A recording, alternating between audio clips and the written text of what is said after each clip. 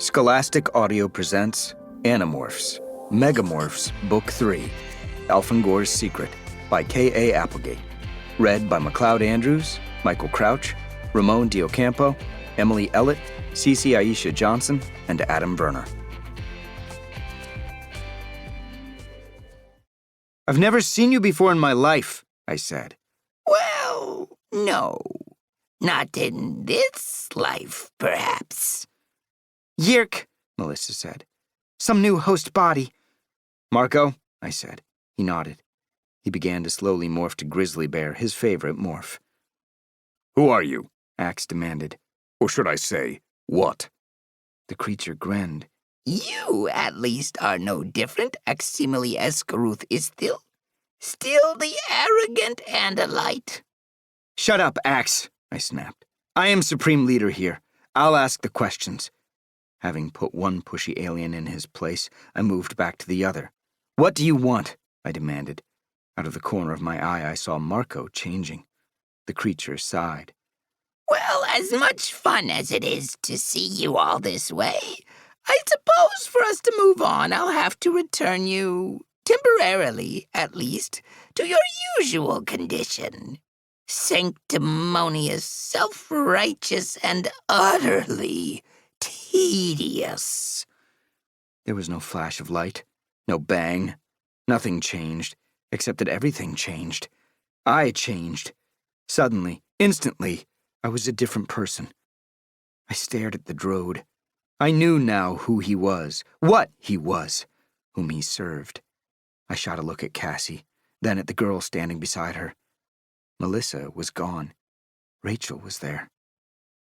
"So glad you're back with us, Rachel," The Drode leered. "You know you're still my favorite Animorph."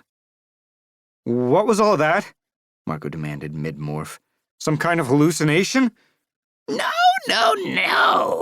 the Drode said. "It is glorious reality. Big Jake, Jake the perfect leader, Jake the compassionate, nothing more than a jumped-up little dictator with delusions of grandeur who insists on being called supreme leader." "No, that was not reality," Cassie snapped. "I do not own a slave. That's sickening.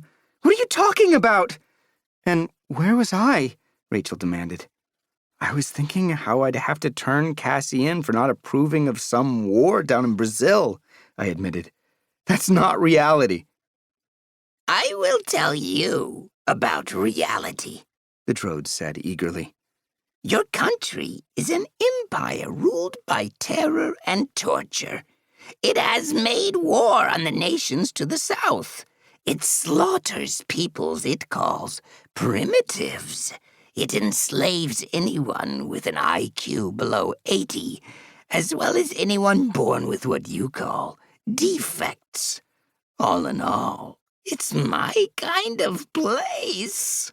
"That's bull," Marco said hotly. "I assure you it is all true. The Yeerks are within months of consolidating control. The lack of freedom among humans has made their conquest ever so much easier. Your few books, your 2 radio stations, your single television channel are all censored. Your technology is 50 years behind where it should be. Poverty is widespread. Curable diseases run rampant. Some women are forced to breed to repopulate the dominant white race, while at the same time, in the major cities, the poor and homeless are rounded up and shot." "Jake, let me take care of this little worm," Rachel said. "What's this all about, Drode?" I asked. I wasn't at all sure I wouldn't take Rachel up on her offer. "The theMatrix," the Drode said. "What?" Axe's stalk eyes snapped around to stare. "That's a myth. No such device ever existed." "Oh, it existed," the Drode said. "It exists. It was found by a lowly human controller who uses the name John Berryman. He's an actor.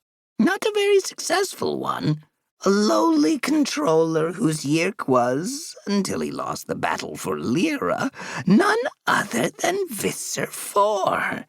And why did he lose the battle for Lyra? Why, because of all of you! Ironic, eh? What does this have to do with all that other stuff? The Yeerk, the former Visser Four, has used the theMatrix. He has traveled backward in time and is changing historical events. He's rewritten the past in an effort to bring about a Yeerk victory and give himself greater power. You, the other yous, are unaware that life was ever any different. You have all been raised in an environment of delightfully ferocious oppression. It's all quite wonderful. But slavery? Some genocidal war? Cassie said, her voice cracking. Why are you here? Rachel demanded. The droid sighed. Sadly, I am here to offer you the chance to undo it all. He spread his hands wide and smiled a hideous smile.